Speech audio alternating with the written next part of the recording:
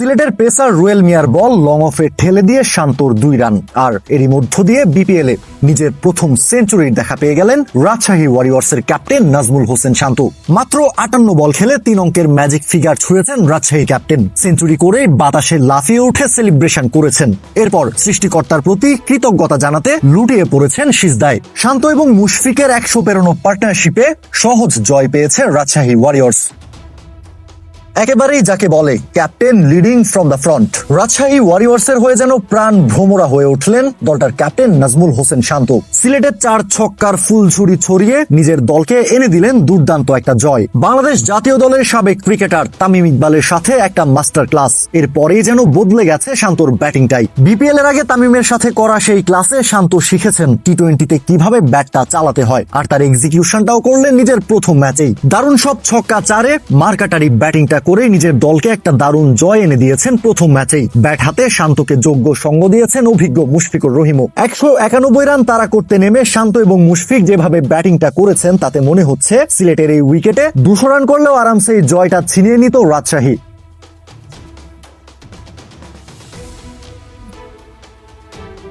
স্বাস্থ্যকর on time হানি, সব সময় অন টাইম হেলদি লাইফ। দেখে শুনে কাভারের উপর দিয়ে স্টাইলিশ শটে বিশাল এক ছক্কা।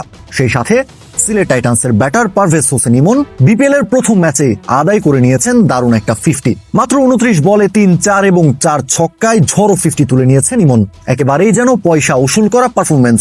তবে সিলেট সমর্থকদের একটা আফসোসও থেকেই যাবে। তাহলে কি সেঞ্চুরিটা মিস হলো ইমনের? ইমনের আগে অবশ্য ব্যাট হাতে আলো ছড়িয়েছেন সিলেটের ওপেনার সাইম আইয়ুব।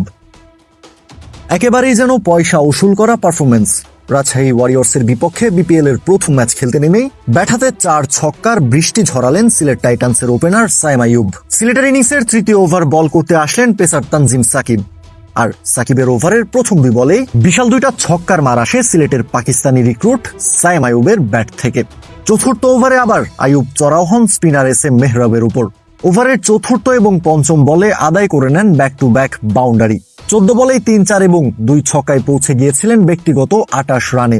সেই সাথে সিলেটও পেয়েছিল উড়ন্ত একটা শুরু। কিন্তু পঞ্চম ওভার করতে আসা রাজশাহীর শ্রীলঙ্কান পেসার বিনুরা ফার্নান্দোর বলে ছক্কা মারতে গিয়ে বাউন্ডারিতে ক্যাচ তুলে দেন তানজিদ তামিমের হাতে। সাইম আইয়ুবের ওপেনিং পার্টনার রনি তালুকদার তখনও নিজের খোলস ছেড়ে বের হতে পারেননি। 3 নম্বরে মাঠে নামা দলটার আরেক বিদেশি রিক্রুট হজরতুল্লাহ জাজায়ও আশাহত করেছেন। 18 বলে করে গেছেন মাত্র 20 রান। 31 বল মাঠে থেকে রনি তালুকদার লামিচানের গুগলিতে আউট হওয়ার আগে 4-4 করেছেন 39 রান। বাংলাদেশ জাতীয় দলে নিয়মিত ওপেন করা পারভেজ হোসেন ইমন সিলেটের হয়ে ব্যাট করতে আসেন 4 নম্বরে। সিলেট ম্যানেজমেন্টের এমন সিদ্ধান্ত অবাকই করেছে অনেককে।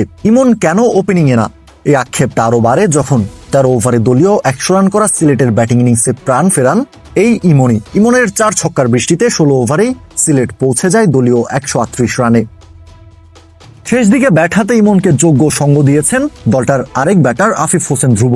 আর এতেই 180 পেরোনো সংগ্রহ পায় সিলেট টাইটান্স।